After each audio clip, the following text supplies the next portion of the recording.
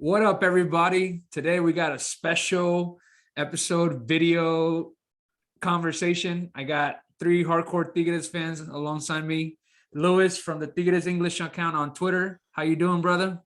What's up, guys? Good to see you guys. We got Finally host. putting some faces to these Twitter accounts, Josue and Sean especially. Exactly, bro. I was telling Josue, and Josue was just telling us, Josue, how you doing, bro? All the way from Billings, Montana. Hey, how's everyone doing today?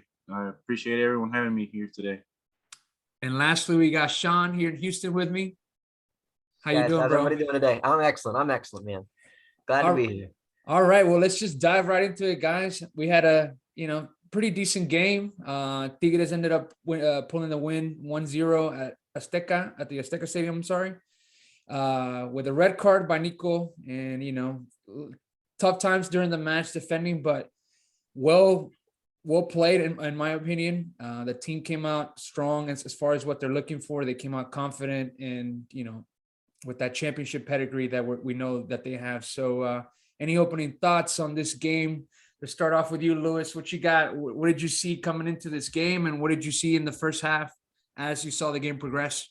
Well, coming in, obviously, we were all a little bit concerned just because we've had a rough slump these last 4 or 5 games. But I felt they played really well, especially in the first half. I don't need the team to look great. I don't want them to look like they did in week 12 or anything like that. At this point, at this juncture, I just want them to advance and continue moving forward. So I knew the game wasn't going to be easy, and I knew the game wasn't going to be pretty, just because Cruz Azul, there's a lot of bad blood there to begin with. So it's a big, intense rivalry ever since the Aquino words about them not winning any titles in the last 30 years. So there's always been bad blood. Anytime there's bad blood, the intensity goes up. And I thought they played really smart, especially in the first half. They were ready for what Cruz Azul had to offer, which Cruz Azul wanted to sit back, look for counters, try to find our weakness in the defense. And honestly, we played just the way we needed to. We attacked, but not aggressively. We didn't go all out. And I thought the game was set up right. I think it was a good game plan. Things kind of fell apart in the second half after that bogus red card. But the first half, I think, was what we needed. Absolutely. Sean, anything that surprised you in the first half? What did you think once the lineup came out and what you expected? Or what did you see what you expected out of the lineup that came into the game? You're silent. Yeah, be going very good. Obviously, Quinones, very impactful in multiple ways. I like the 5 at the back. I think we've figured out our back 3 with Ayala and Guido back there, and Stitch. I love the way Duenas is playing outstanding right now. Looks 5 years younger, as we kind of talked about a little bit on the text thread. And just, yeah, I like where the back line is at, primarily in comparison to how shaky we've looked a couple of games previous. I thought both between the 30 minutes of extra pressure down a man and then the first 45 minutes where we looked absolutely just real clean up until scoring the goal too.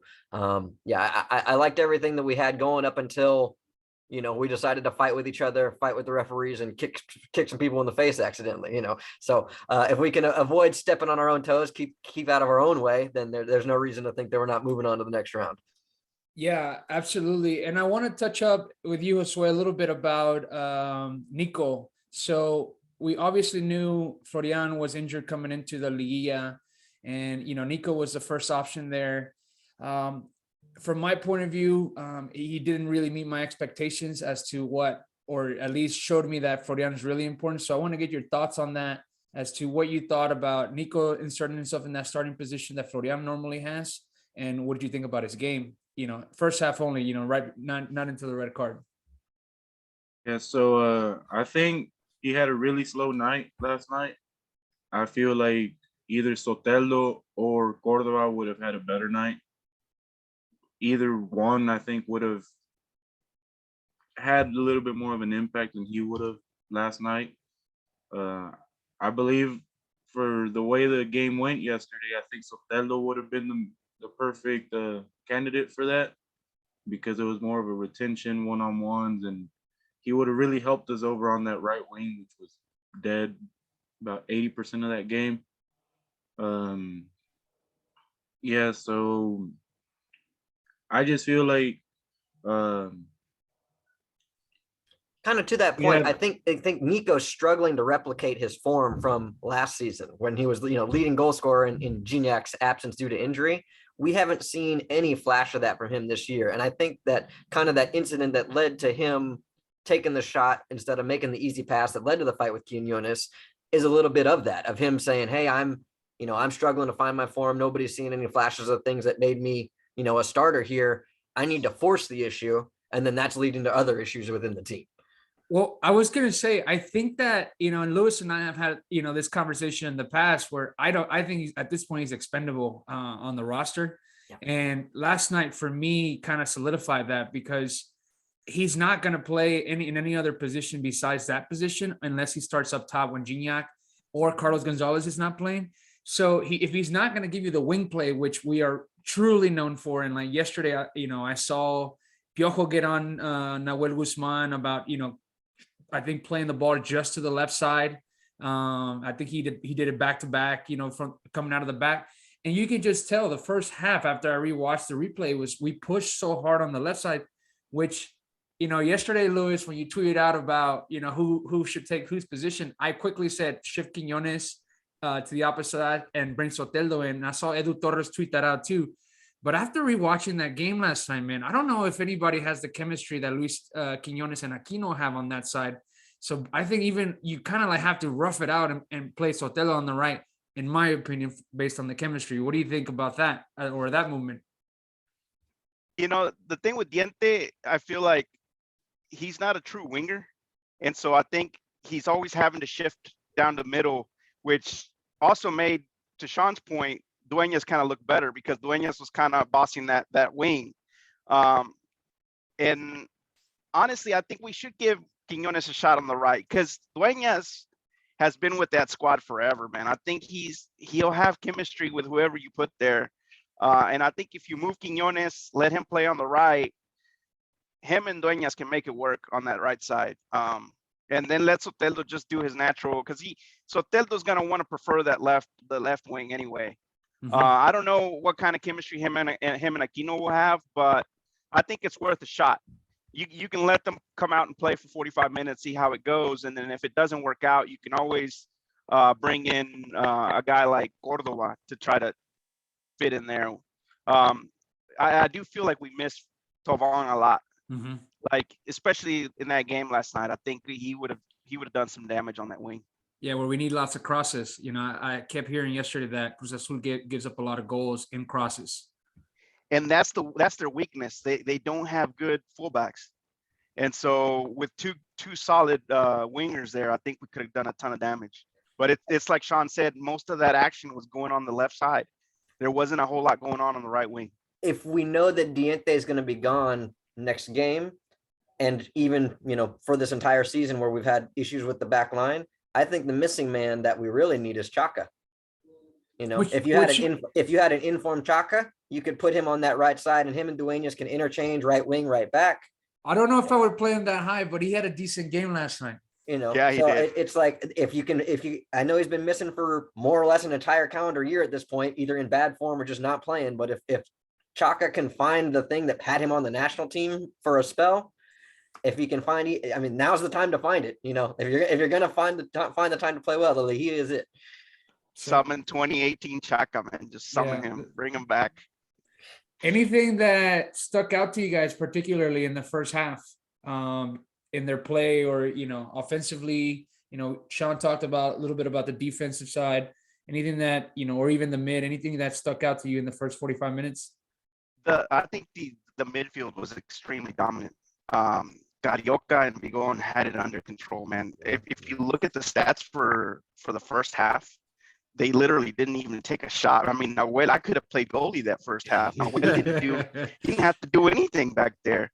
And so that just tells you how dominant that midfield has been with Carioca and Bigon.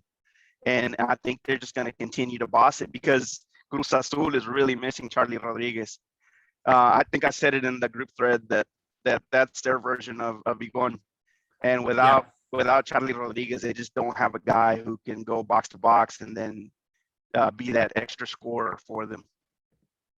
Yeah, absolutely. What about you guys? Anything that stuck out to you guys? Yeah, I was going to comment on that as well. Is that the mid really controlled the tempo of the game, and defensively we were very balanced. I think we could have done a little bit better on our attacking third, especially with some of them crosses. I think, and I've said it time and time again, they need to be able to connect a lot more than one or two crosses every 10, 15 opportunities. Yeah. It's very frustrating, but I think that if in this next game, if they're able to connect up top, I don't have a doubt that we'll go on to the next round. But overall, I think it was a good balanced performance from the whole team up until that red card. Yeah. I think I just want to give one quick shout out though in that first half about Uguayala. Did you guys see that scissor like Chilena to clear it? Dude, the guy had a phenomenal game yesterday. And like I just kept thinking, Lewis, that you probably referenced this a lot more. He was wearing the black, boots, and I was like, he's wearing the Pepesa, man. He's wearing the Pepesa cleats, and he's just out there bossing like an old man, bro. And he did really well. I think that the 45 minutes defensively, like you guys all touched upon it, was great. Josue, I think that offensively we could have done a lot more. But then we get into the second half, opening 10 minutes up or 8 minutes or so. The game's transitioning. Cruz Azul looks a little bit more emphatic to attack. We're looking to, get something going.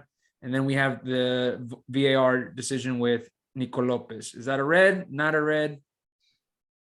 It's a stupid. It's a stupid attempt to give him the red because he drew blood. It's fine. It's soft, but whatever. You live with it. What about the other side, though? You know what I'm saying? You can't have one red on one end and a yellow on the other. I don't care if it's a shoulder. If you're gonna give out a red for an attempted high kick in the box, then you need to give out a red for an attempted high kick in the box on both ends. That was the only part that really upset me. I think from the kind of the second half officiating standpoint was I thought he lost total control of that game in terms of, arbitration decisions. Yeah, to me that's a yellow, and that's it. That's as far as that needs to go. I mean, I think most of us here have played soccer, and you get hurt playing soccer. I mean, it's a physical sport. I mean, it's not like football, but it's physical, and you get scrapes and you get cuts and you get bruises. It's part of the game. If you're gonna be looking at everything in slow motion and like frame by frame, it's gonna look super nasty. But there was no intent from the guy to try to kick him in the face. And so to me, just give him a yellow, just like it was a yellow on the other side. Yep. And then that would have been sufficient. I think he kind of messed up the game by being that drastic. And a lot of that is on the VAR guys too, who are sitting up there being, loving all the drama. Absolutely. And then, it leads into a Piojo, red, which I mean, he probably didn't even say much, but it's just, the whole buildup and like the whole moment. And, Tigres it's starting to get and, be known to like people don't want to talk about Tigres. If they do, they want to talk negatively. Right. And they don't want to see them, be successful. So I just think it was a bad moment by Piojo to like, get in his face. And even if he wasn't saying much or being aggressive, like it's not the right time. It's a Liguilla. You got to be concentrated. The team needs you. And I think that after that, the team did what it had to do, which was defend. And I think they did a hell of a job at defending.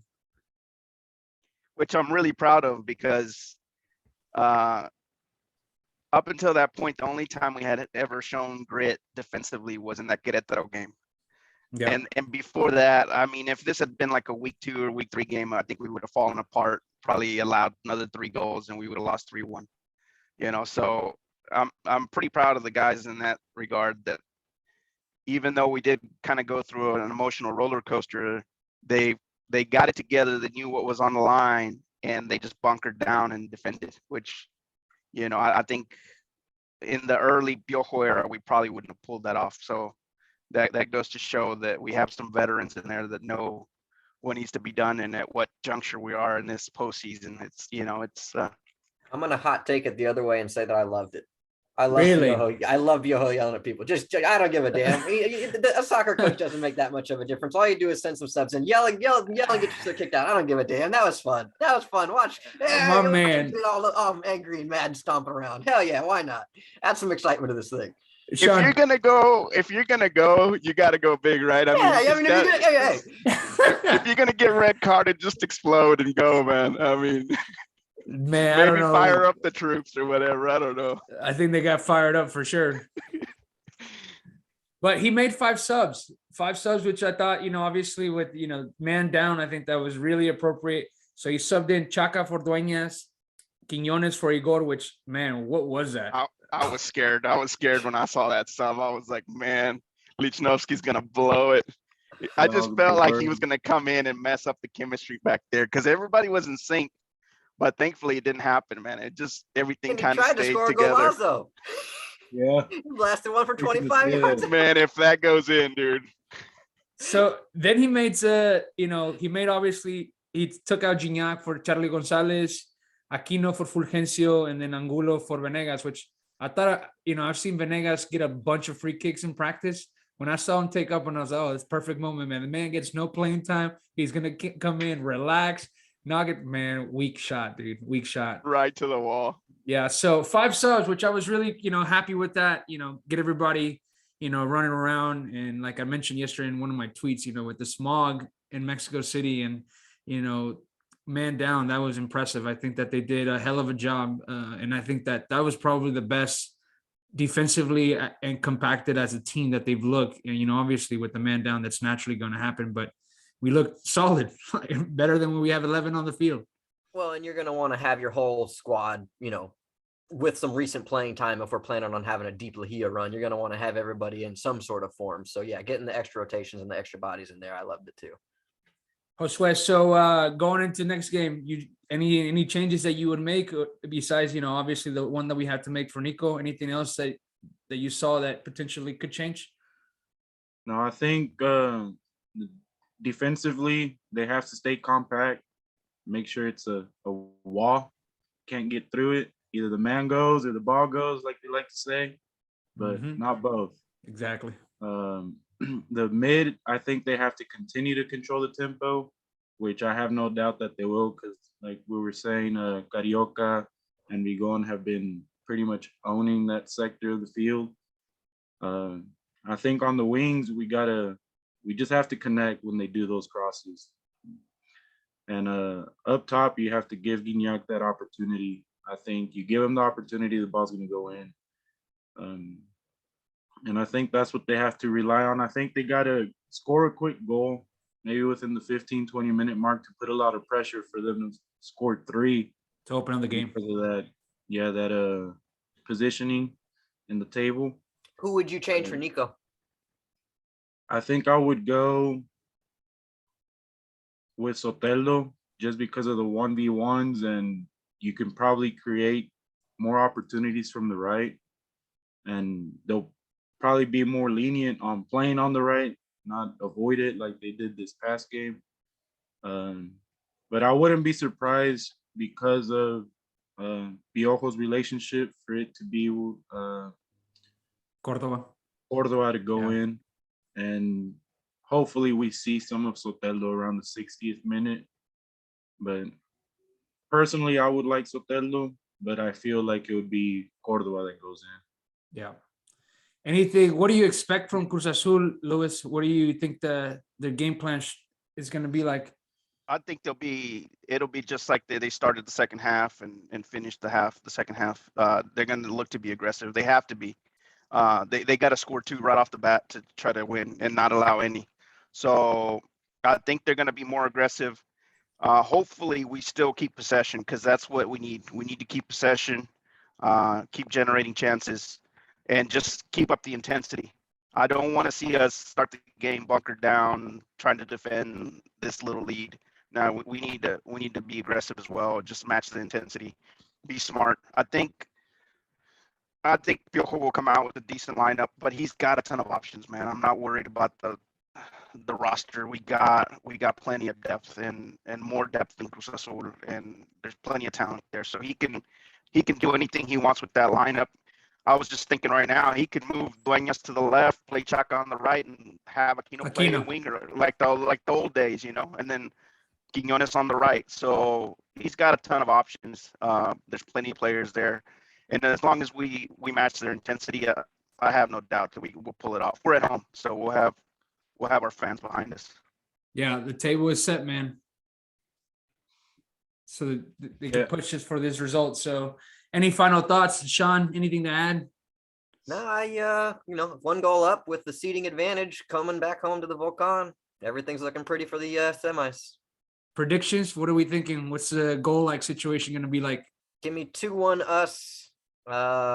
They score first and make us sweat just a little bit, but then we come back and I don't want to finish hear that, everything off. Sean. I don't want to hear that. I want to start my 8 o'clock beer calm and relax. Piojo is gone. They're going to be a little once in shaky our that lives, first 30. man. They're coming at us. I see 1 goal for them early and maybe a Nahuel mistake so we can get it out of the way early in Lahia. But No, yeah. Sean, we're not doing that, brother. We're getting through this. We're getting through this round easy peasy. So you got to get all your little hiccups and quagmires out of the way right now. Oh man, I can't with you. What about you, Josue? What are you thinking? I think the same 2-1, but I think we go up first, and then they have to get back into attack and score 1. Then we close the deal off towards the end of the match. Lewis? I'm going 3-1, man. I think we're gonna. Yeah. I think the floodgates are gonna open up just because Cruz Azul can't play the way they played the first half anymore, where they sit back, look for a counter. That's over. They don't have the time. Time's against them. So the game's gonna have to be a lot more wide open, and I think we're gonna have chances. And at home, all we need is just to score 1, especially if we can do it in the first half, and then the floodgates will open. So I think Calling a Vigon goal. Vigon, absolutely, Vigon, Gignac, and Yeah. hopefully one of the other guys, maybe Quiñones, can get one in there as well. So I'd like a 3-1. Yeah, that's what I was actually talking to Sean right before, Josue hopped on and then you hopped on. I'm thinking 3-1 as well. They got to attack us, and I think that it's going to be at home, that atmosphere, full stadium. I think Gignac opens up the scoreboard 1-0, gets everybody going, adds to his records. And from there, it's like whatever happens, but I'm 3-1, I think, and we opening goal. Tell me where to sign. Exactly. Sign me up too. All right, guys. Thank you guys for y'all's time. I really appreciate this fun conversations. Like always, arriba Tigres. Arriba Tigres. And don't forget about Femenil tonight. They're playing Chivas, so that's going to be a great game as well. That's going to be a tough matchup, but I hope we eat with ease. All right, guys. Till next time.